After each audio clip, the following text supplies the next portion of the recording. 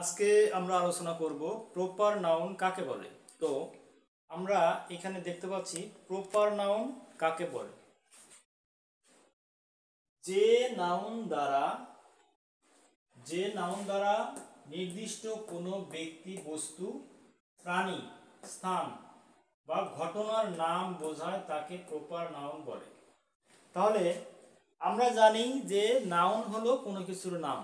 এখন proper noun কি ধরনের নাম? প্রপার নাউনটা হলো যে নির্দিষ্ট করে কোনো নাম বোঝাবে, এখন আমি যদি বলি যে ফ্লাওয়ার, তাহলে কি নির্দিষ্ট করে কোনো ফুলকে বোঝাবে না। তাহলে আমাকে কি বলতে হবে? একটা ফ্লাওয়ারের নাম বলতে হবে নির্দিষ্ট করে। যেমন আমি যদি বলি রোজ, তাহলে কি বোঝাবে? একটা নির্দিষ্ট একটা ফুলের নাম বোঝাবে। আমি যদি বলি মেরিগোল্ড, একটা নির্দিষ্ট ফুলের নাম বোঝাবে। আমি যদি বলি সিটি, তাহলে কি নির্দিষ্ট কোনো নাম বোঝাবে? সিটি একটা শহর হতে পারে, সেটা কোন শহর? সেটা কি ঢাকা, নাকি রাজশাহী, নাকি পাবনা, নাকি দিনাজপুর, নাকি রংপুর? আমরা বুঝবো না। তাহলে আমাদের সরাসরি বলতে হবে, নির্দিষ্ট করে বলতে হবে। তো যে নাউন দ্বারা নির্দিষ্ট কোনো ব্যক্তি, বস্তু, প্রাণী, স্থান বা ঘটনার নাম বোঝায় তাকে প্রপার নাউন বলে। তো আমরা যদি বলি ফ্লাওয়ার, তাহলে আমরা বুঝবো না। আমাদের এজন্য কি বলতে হবে? বলতে হবে রোজ। আমরা যদি বলি ম্যান, তাহলে কিছু বুঝবো না। মানুষ কে? কোন মানুষ? নাম কি? আমাদের বলতে হবে কি? রিপন। আমাদের বলতে হবে শিরা। আমাদের বলতে হবে স্বপন। আচ্ছা, সেম ভাবে আমি যদি বলি স্টুডেন্ট, বুঝবো না। কিন্তু স্টুডেন্টের নাম কি? তাহলে কিন্তু বুঝবো, রবিন। আচ্ছা, এখন আমি যদি বলি কবি, কিন্তু কোন কবি? বুঝবো না। যদি আমি বলি কাজী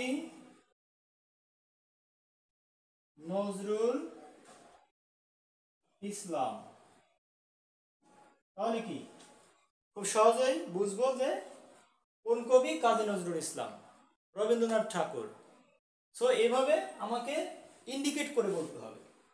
আচ্ছা, আমি যদি বলি রিভার, তাহলে বুঝবো না। কিভাবে বুঝবো? আমাকে বলতে হবে পদ্মা, যমুনা। তাহলে কি নদীর নাম বলতে হবে, তবে আমরা বুঝবো যে সঠিক একটা ইন্ডিকেট করে দিবে যে এটা এই নদী, কোন নদী? পদ্মা নদী কিংবা যমুনা নদী। তাহলে প্রপার নাউনই কি হবে? এরকম ইন্ডিকেট করে বোঝাবে। আচ্ছা,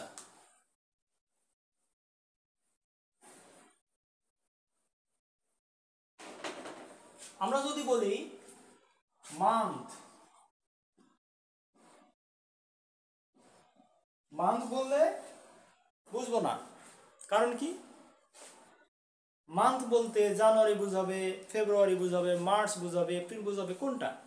বুঝবো না। কিন্তু আমি যদি বলি জানুয়ারি, ফেব্রুয়ারি, মার্চ, তাহলে খুব সহজেই বুঝবো যে আসলে এটা কি বোঝাতে চাচ্ছি। আমি যদি বলি উইক, মানে কি? সপ্তাহ।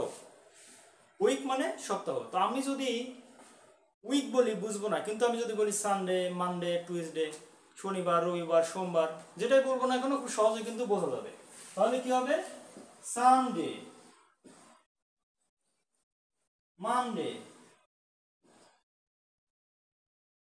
এরকম নির্দিষ্ট করে বলতে হবে যে আসলে এটা কি নাম আমি প্রকাশ করতে চাচ্ছি, সেটা আমাদের নির্দিষ্ট করে বলতে হবে। আমি যদি বলি গেম, বুঝবো না। কিন্তু আমি যদি বলি ফুটবল, আমি যদি বলি ক্রিকেট, তাহলে খুব সহজে বুঝবো।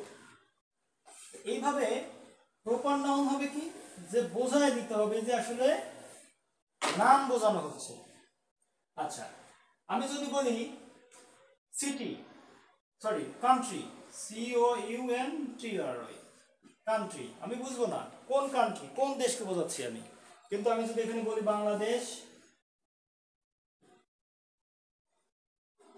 আমি যদি বলি ইন্ডিয়া, তাহলে বুঝবো।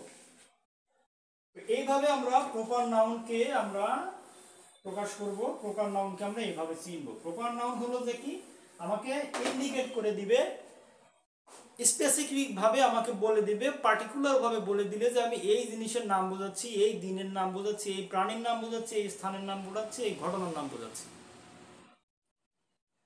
সো আশা করি প্রপার নাউন কাকে বলে তোমরা খুব সহজে এটা বুঝতে পেরেছো। প্রপার নাউন কাকে বলে, প্রপার নাউনের উদাহরণ। তো এই ভিডিওটা এখানে শেষ করব। আল্লাহ হাফেজ, আসসালামু আলাইকুম।